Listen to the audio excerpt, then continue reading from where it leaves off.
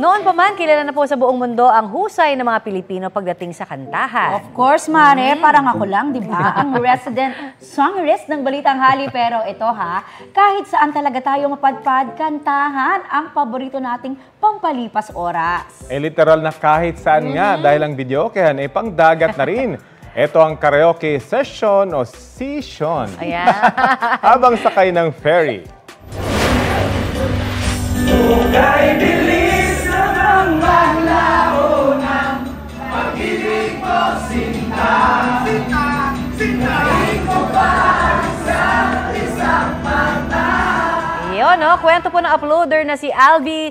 Galing sila sa Guimaras Tour ng kanyang boyfriend at pabalik ng Iloilo City. Sa gitna po ng kanilang biyahe, bigla na lang daw nagpatugtog ng ilang OPM hits ang crew ng ferry. Dahil wala naman tayong inuurungang kantahan, for the sing-along agad ang mga pasahero. Mapapasigaw ka pa nga ng isang sisig at bakit nga sa table 4. Hindi ako yan, sa comment section yan.